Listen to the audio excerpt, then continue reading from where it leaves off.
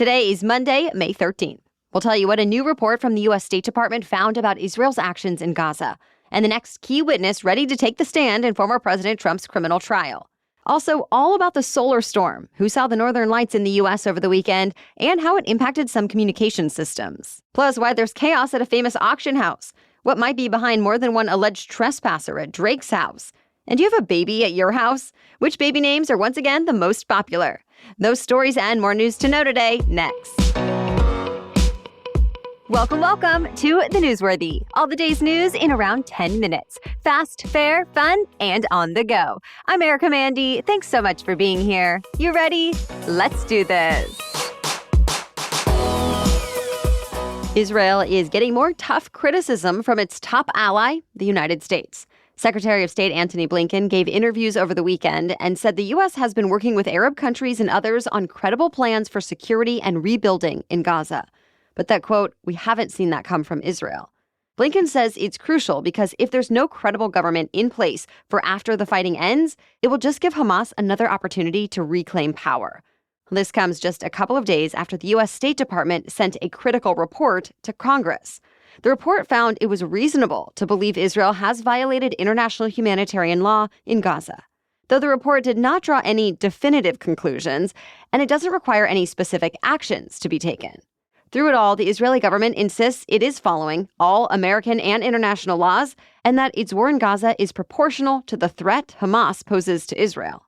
Palestinian health officials now say more than 35,000 people have been killed in Gaza since the war began.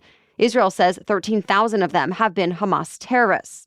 Still, the Israeli government believes thousands more Hamas fighters are holed up in Rafah, hiding behind civilians and launching rockets at Israel. But as you know, the Biden administration has expressed concerns about Israel's plan to launch a ground invasion there because refugees don't have a lot of other safe places to go.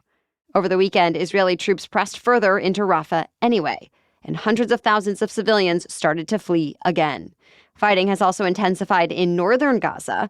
Remember, Israel had once said Hamas was defeated there, but militants seem to be reestablishing themselves, showing just how difficult it will be for Israel to totally claim victory over Hamas anytime soon. Ceasefire talks have stalled, but Qatar has offered to revive them. So stay tuned. In a highly symbolic move, the United Nations General Assembly has overwhelmingly voted to support Palestinian statehood. It was the first time the General Assembly had voted on this issue, and it was approved by a vote of 143-9. The U.S. was one of the no votes. Since it passed, Palestinians get some new diplomatic privileges at the UN, like they can speak at General Assembly meetings on any topic, they can submit proposals and amendments, and more. But that's still not full membership, so they can't actually vote or nominate candidates to UN agencies. And that can only be granted with the approval of the UN Security Council.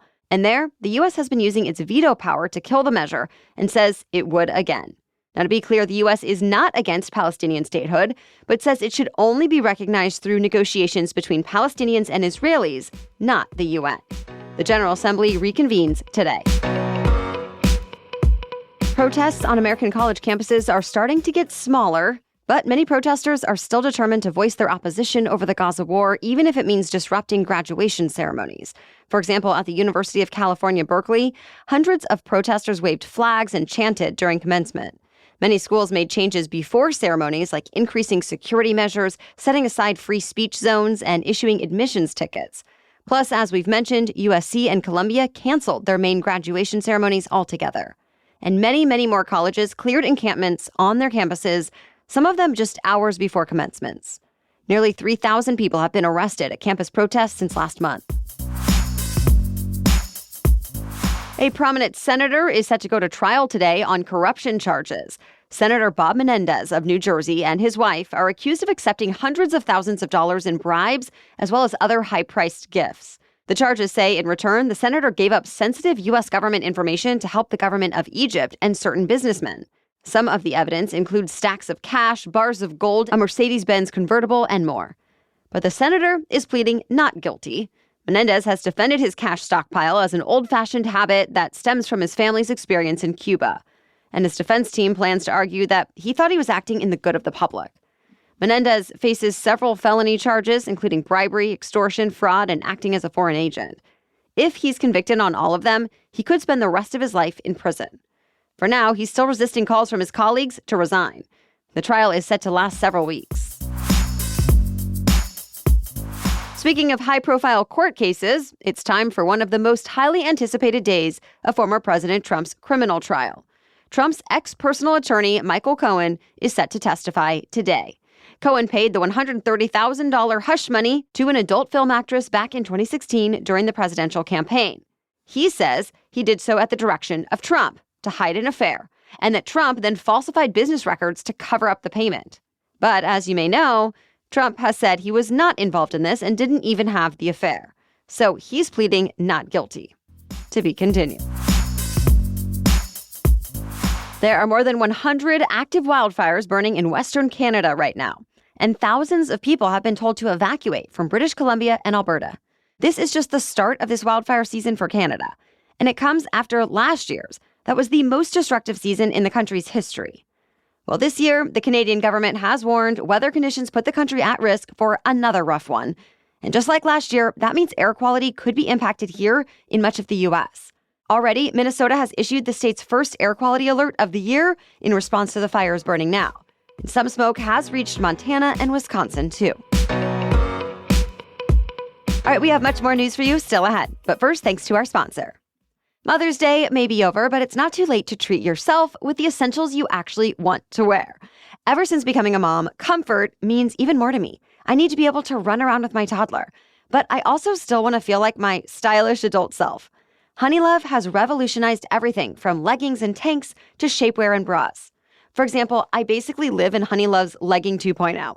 The fabric is super soft and stretchy and breathable. The side pockets are the convenience that I need on a daily basis. And the shaping panels give me the support and look that I want. Honeylove is not just supporting women, it's empowering women. Treat yourself to the best bras, leggings, and more, and save 20% at honeylove.com/newsworthy. Again, use our exclusive link to get 20% off, honeylove.com/newsworthy, to find your perfect fit. And after you purchase, they ask you where you heard about them, so please support our show and let them know we sent you. You deserve this. Free the pain and discomfort. Keep the support with Honeylove. Okay, now back to the news.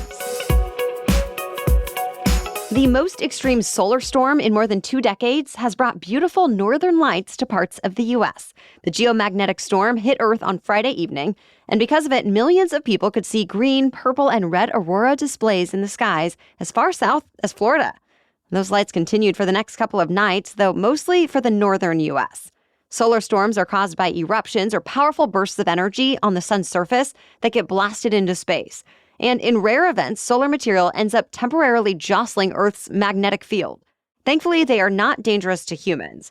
But the weekend solar storm wasn't totally harmless. It did have a bit of an impact on power grids, GPS, and other satellite communications. For example, the satellite internet company Starlink said it was dealing with degraded service. Also, because of GPS issues on farming equipment, some Midwest farmers had to stop planting and fertilizing. On top of that, there were some minor disruptions to the electric power grid, and some people have reported issues with radio transmissions. The good news is there haven't been any massive problems like back in 1989 when a solar storm knocked out power for millions of people, and the problems that did pop up did not seem to have lasted too long. Now, there could be some storm activity sticking around today and tomorrow, but at this point, it's pretty minor.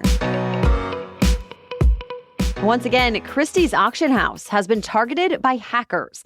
This time, it's right before the spring auctions that account for nearly half of their yearly revenue. The company just says there's been a security issue and that it's brought in a team of technology experts to help handle it. Well, last night, Christie's confirmed they are going on as scheduled this week, but bidding will only be available in person and by the phone. As of this morning, the Christie's website is still down. It did set up a temporary site for people to look at the items up for auction, though they won't be able to actually bid online. This is the second time in less than a year that Christie's has suffered a breach. Last time, hackers ended up leaking the locations of artworks held by some of the world's wealthiest collectors. Still, it doesn't seem like the threat has scared off too many potential buyers this time. Over the weekend, many of them gathered at the company's galleries to view the artworks that are said to be worth nearly $840 million. For the third time in just 1 week, police had to respond to a security incident at the rapper Drake's home. Over the weekend, it was another alleged trespasser who apparently wouldn't leave when security told him to go. 2 other trespassers were taken into custody last week. And there was a drive-by shooting that left one of Drake's security guards in the hospital. This all comes as Drake has been involved in a highly publicized beef with fellow rapper Kendrick Lamar for weeks. In his diss tracks, Kendrick has made some serious accusations, saying Drake is a sexual predator, among other things. And the cover art for Kendrick's latest song is Drake's home. But police haven't actually said whether they think the incidents at Drake's house might be connected, so they're all still under investigation. Expect to meet a lot of Liams and Olivias in the years to come. For the 5th year in a row now, those two names have topped the list of baby names. The Social Security Administration tracks the names given to babies every year, with names dating back to 1880. In 2023, the most common names for boys were, in order, Liam, Noah, Oliver, James, and Elijah. The top girl names were Olivia, Emma, Charlotte, Amelia, and Sophia. Almost all of those popular names have been consistent from year to year. This time, Mateo was the only new name to crack the top 10 list for either boys or girls' names. That's it for the main news, so now it's time for Money Monday, when we talk about one interesting money-related news story. But first, this episode is sponsored by ZocDoc. If there's one place to have high standards, it should be for your doctor.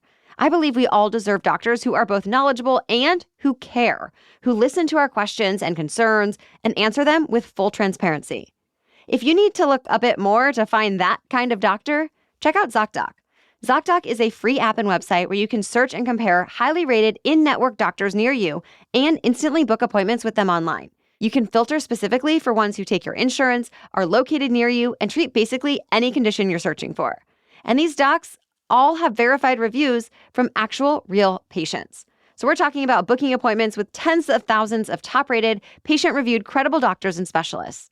I check ZocDoc whenever I'm looking for a new doctor, and I appreciate how easy it is to search and use. So go to ZocDoc.com/newsworthy and download the ZocDoc app for free.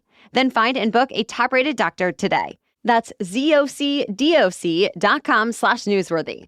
ZocDoc.com/newsworthy. Okay, now back to Money Monday.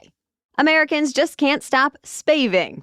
In case you haven't heard that lingo yet, spaving just means spending more to save more. And you've seen the sales pitches for years. They sound something like, buy one, get one free, spend a certain amount to get free shipping or a free gift, and so on. They're used by a wide range of retailers, from grocery chains to clothing stores. But many economists say most of the time, customers aren't really getting a deal if they weren't going to spend anyway. They're just spending more than they can afford. So why do shoppers fall for it? Well, money coaches say a lot of it comes down to FOMO, aka fear of missing out. Plus, they say it tends to justify a customer's desire to buy more. But experts also have some advice for how to avoid it. Like, they suggest unsubscribing from promotional emails that might tempt you, unlinking your credit card from retail websites, and just sticking to your shopping list. Another recommendation, sleep on it. They say if you wait 24 hours before making any unplanned purchases, you might just change your mind. All right, thank you so much for listening and starting your week with us. We'll be back to keep you up to date on the news you need to know tomorrow. For now, have a great day.